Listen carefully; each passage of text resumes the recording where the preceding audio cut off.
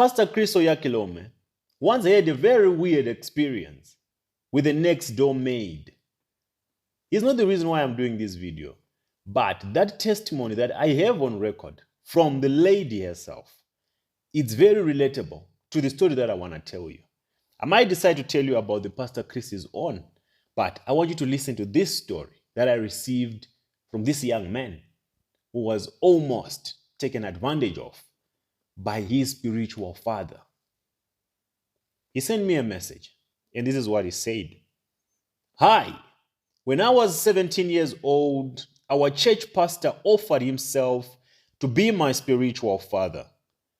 The first day he saw me, my family and me were excited, and I told my close friends about it. And one day, I took two friends with me when he said I should go and pray with him at his home. Surprisingly, he chased my friends and he said he wants to be praying with me alone. He chased the boy's friends and he said he only wanted to pray with the boy alone. That time he was only 17 years old. He goes on to say, then after some weeks, he said he wants to do a spiritual ritual on me. The ritual took place at his place, where he took some oil, he was rubbing it on my body while I was not wearing anything. And in the process, he massaged my thingy for a long time. These your pastors. These stories don't shock me, or they might come as shocking to some of you, but to me, I know what these people are capable of. I know what they endured in Benin. I know the force and the spirit that is operating in them. So this is their true nature, your spiritual fathers. The majority of them are double adapters. The story goes, after this, he ordered me to do the same to him.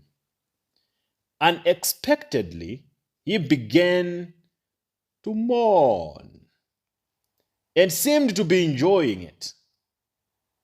Since I was young, I was scared, confused, and disgusted. And I had to run from his house. This took place in the house where he lives with his wife and children, grown-up children, and they were in the house too. You might not understand what your spiritual fathers go through. You might not understand what they went through for them to have this little control that they have over you. I keep emphasizing on the Benin rituals because the testimonies that I got from the people that went there, the majority of them are no more because they couldn't live up to the covenants. They couldn't maintain some of the rituals that they signed up for, some of the covenants that they signed up for. They couldn't because they are too demanding. What they were subjected to in Benin was evil. Some men had to endure all these things just so that they can make a living. When I look at your spiritual fathers, I feel sorry for them. When I look at them, I sympathize with them. I know what they are going through and I know what they went through.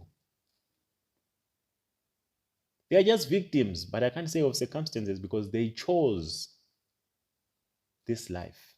They chose this path. They went there themselves.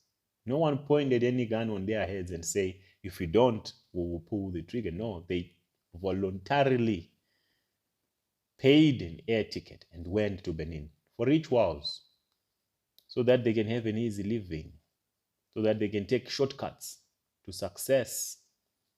But behind the scenes, they have no peace. The gods of Benin are demanding. They want more and they keep asking for more. And more you don't get. So sometimes they get to a point whereby they even want to unalive themselves simply because they can't keep up with the demands of these men. This is the story of the young men. And all these stories are coming to light now because a lot has been happening behind the scenes, and most people have not been able to talk about these things simply because they were afraid to say, they have spiritual power. It's only now when we are exposing them left, right, and center, you are also realizing that these men really can't touch those that are anointed.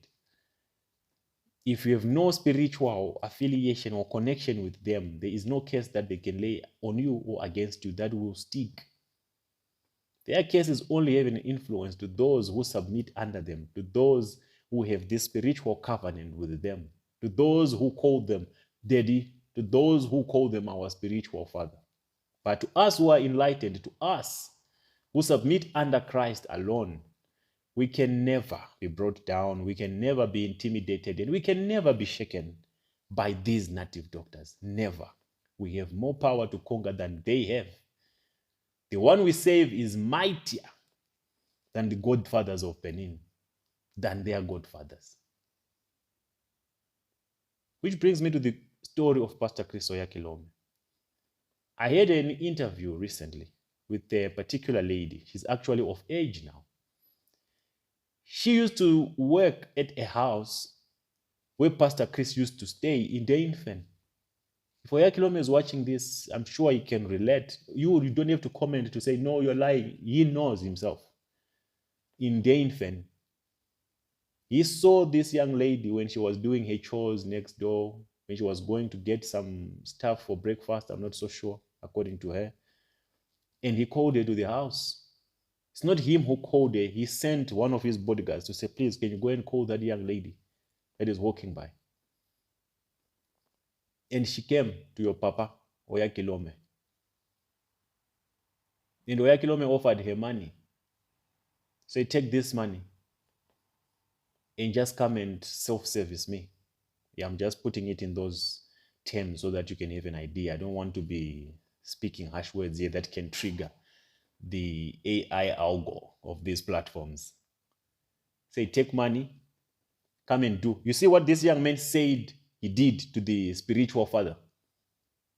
The whole thing and playing around with his thing. That's exactly what Pastor Oyakilome asked from that lady. No, he did not engage with her, according to her testimony. Oyakilome allegedly just asked to say, can you just come and play with it? And the young lady played with it and played with it. She did not do anything more than that. And when she was done, she was given her money. When the man was satisfied, she was given her money and she was told to go. And she left. I'm just telling you this story because it's relatable to the story of this young man. The lady apparently is married right now.